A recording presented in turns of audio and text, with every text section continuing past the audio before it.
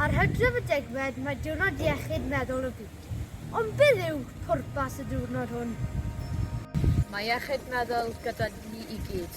Rhaid gofalu amdano. Peidiwch â theimlo cwilydd. Mae rhywbeth gall effeithio ar bob un ohonom ni ar unrhyw adeg. Rydyn ni gyd yn cael diwrnodau da a diwrnodau gwael, ac mae'n bwysig ein bod ni'n dysgu delio gyda newid yn y teimladau hynny. Er enghraifft, os oes gennych chi prawf yn ysgol, fellech deimlo'n nerfus amdano, gallai'n effeithio arnoch yn gorfforol gan achosi bol a tos neu deimlo'n sic. Gallai'n hefyd effeithio ar eich hwyliau, eich chwsg, eich chwant am fwyd, neu wneud eich cnoi eich ywyneb.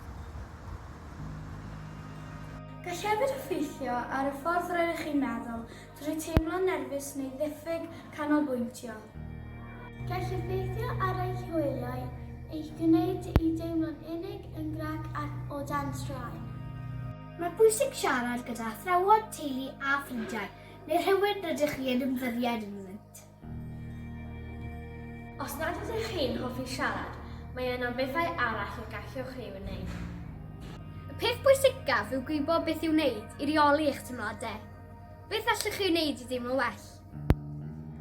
Mae gennym ni sef blwyddyn 6, Ysgol Henry Richard, rhai top tips i'ch helpu chi i gadw'ch iechyd meddwl yn iach. Os nad ydych chi'n teimlo'n iawn, mynewch rhywbeth yn teimlo'n well. Rhowch ymarfer corff. Mae'n rhyddhau endorffin sy'n gwneud i chi deimlo'n well ar ôl hynny.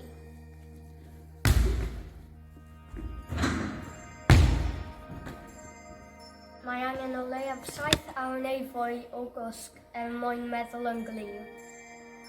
Gall chwarae a cael cwtsh gyda anifel anwes gwneud i chi teimlo'n well. Angen bwyta 3 pryd o fwyd mwyn cadw'r meddwl yn glir, brecfast, cino a swper. Cofiwch, mae'n naturiol i gael teimladau positif a theimladau negyddol. Mae gan pawb iechyd meddwl,